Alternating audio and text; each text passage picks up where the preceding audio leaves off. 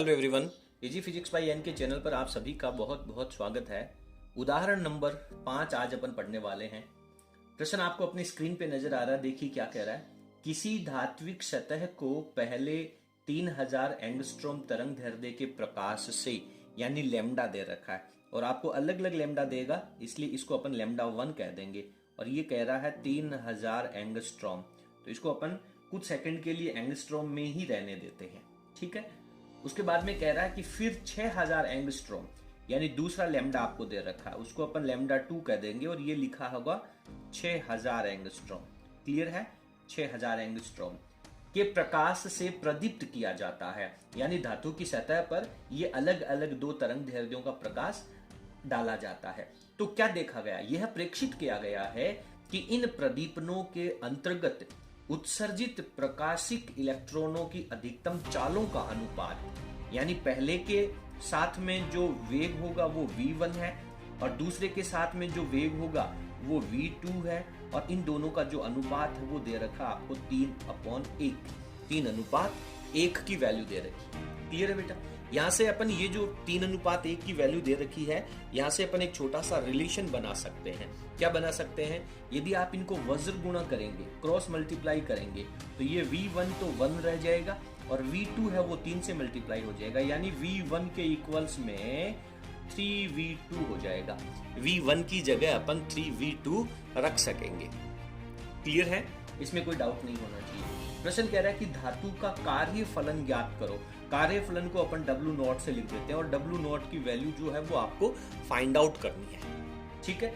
चलिए सबसे पहले अपन इस सिचुएशन को देखते हैं, तो अपने को पता चलेगा कि अपने को यहाँ पर आइंस्टीन का प्रकाश विद्युत समीकरण लगाना चाहिए। आइंस्टीन का प्रकाश विद्युत समीकरण, यदि अपन ये प्रकाश विद्युत समीकरण अप्लाई करेंगे तभी ये सवाल, ये जो प्रॉब्लम दे रखी है वो सॉल्व हो जाएगा आइंस्टीन के प्रकाश विद्युत समीकरण से। क्या कहता है आइंस्टीन का प्रकाश विद्युत समीकरण? आइंस्टीन का प्रकाश विद्युत समीकरण कहता है कि सर कार्य फलन का जो मान होगा वो आने वाले प्रकाश की एनर्जी E बराबर h न्यू, और आवृत्ति नहीं दे रखी है इसलिए इसको अपन hc/λ कह देंगे। ये आने वाले प्रकाश की आवृत्ति में से उसकी गतिज ऊर्जा 1/2m और v की जगह लिख सकते हैं v1 पहले केस में, और लैम्डा की जगह लैम्डा 1 कह देंगे, तो इस v1 का स्क्वायर कर दिया जाएगा। तो ये सिचुएशन बनेगी आपके पास समीकरण नंबर 1 में।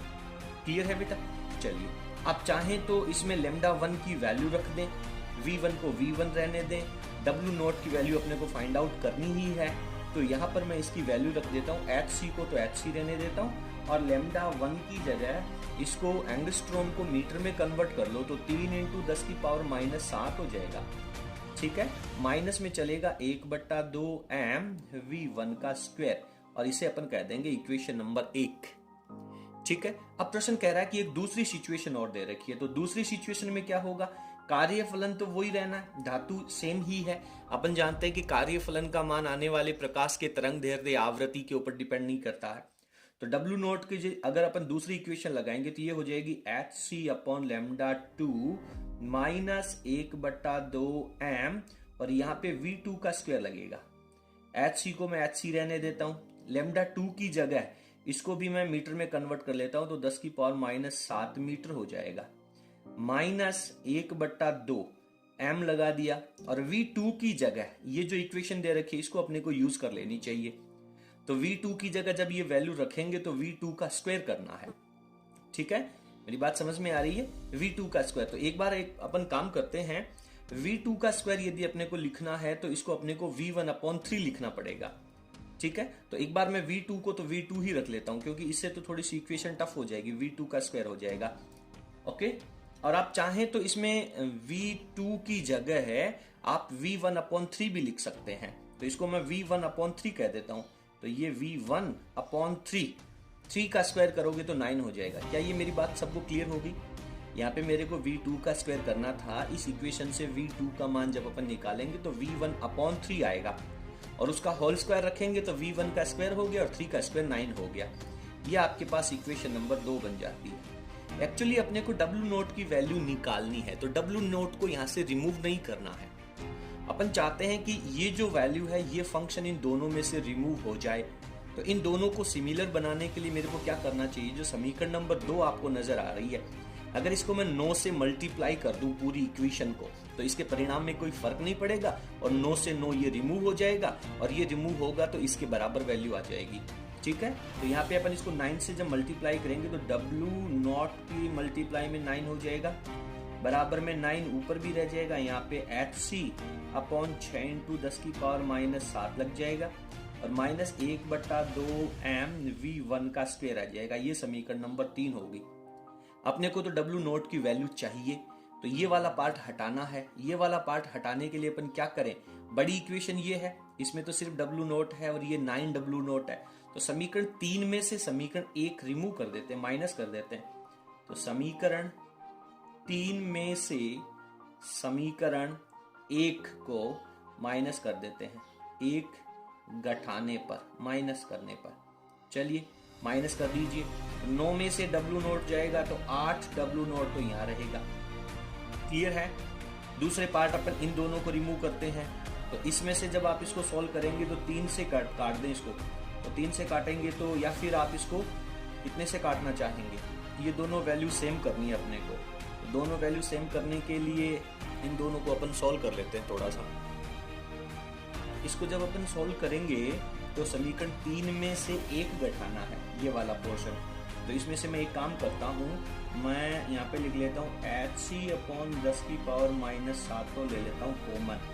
यहाँ पे रह गया आपके पास 9/6, इसके साथ माइनस लगेगा तो ये रह जाएगा 1/3। क्लियर है ना। HC और 10 की पावर माइनस 7 तो बाहर आ गया, 1/3 यहाँ पे रह गया। समीकरण 1 माइनस कर रहे हो तो इसके साथ माइनस लग जाएगा। दूसरा, इस वाले पार्ट में से ये माइनस की वैल्यू है, इसमें से ये माइनस का पोर्शन माइनस करोगे तो माइनस माइनस ये प्लस हो जाएगा, तो ये पार्ट प्लस का, ये माइनस का, दोनों कैंसिल आउट होकर के खत्म हो जाएंगे। ठीक है, चलो अब आप इसको सॉल्व कर लें, एलसीएम लेकर के सॉल्व कर लें। तो एलसीएम लेंगे तो यहाँ पे एलसीएम हो जाएगा 6, ये हो जाएगा 9 - 2। ठीक है ना, केवल मैं इसके ब्रैकेट की बात करता हूं, ये रफ वर्क है थोड़ा सा। ठीक है, अपने को यहां तक ही सॉल्व कर लेना, ये रफ है, रफ वर्क। तो रफ वर्क जब अपन करेंगे तो ये हो जाएगा बेटा अपने पास 7/6, तो इसकी जगह अपन 7/6 लिख सकते हैं। W0 अपने को रखना ही है। ठीक है, W0 अपने को रखना ही है, ये 8 है वो डिवाइड में चला जाएगा, तो W0 की वैल्यू आपके पास आ जाएगी HC अपॉन 10 की पावर माइनस 7 चल रहा है, यहाँ पे 7/6 आ गया और ये जो गुणा का 8 है वो भी यहाँ पे बट्टा में आ जाएगा, ये वैल्यू आ जाएगी। अब H की वैल्यू रख दीजिए, H की वैल्यू कितनी होती है 6.62 10 की पावर माइनस 34। C की वैल्यू कितनी होती है 3 इंटू 10 की पावर 8, इंटू में क्या चल रहा है 7 चल रहा है। ठीक है, बटा में 8 और 6, 8 6 कितना हो जाएगा 48 और 10 की पावर कितना चल रहा है -7 चल रहा है। अब आप इसको पूरे को सॉल्व कर लें। इस पूरी वैल्यू को जब आप सॉल्व करेंगे तो आपके पास यहाँ पे क्या आएगा, थोड़ा सा स्क्रीन नीचे रह गई थी, देखें H की वैल्यू रख दी, C की वैल्यू रख दी, 7 रह गया, बटा में 10 की पावर -7 रह गया और 8 और 6 को मल्टीप्लाई किया तो 48 हो गया। अब इस पूरी कैलकुलेशन को आप स्क्रीन को पॉज कर लें और एक बार रफ के अंदर इसको सॉल्व कर लें। जब आप इसे रफ में सॉल्व करेंगे तो आपके पास जो W0 की वैल्यू है ये आएगी 2.896 इंटू 10 की पावर -19 और ये जूल में आ जाएगी। और यदि आप इसको इलेक्ट्रॉन वोल्ट में कन्वर्ट करना चाहते हैं तो ये जो वैल्यू है उसमें 1.6 10 की पावर -19 से डिवाइड कर देना, -19 से ये -19 कैंसिल आउट हो जाएगा, इसमें 1.6 का भाग चला जाएगा, जो भी आंसर आएगा वो इलेक्ट्रॉन वोल्ट में आ जाएगा।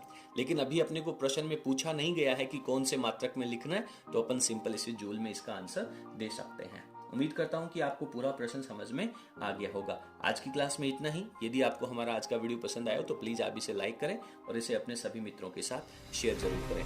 Thank you.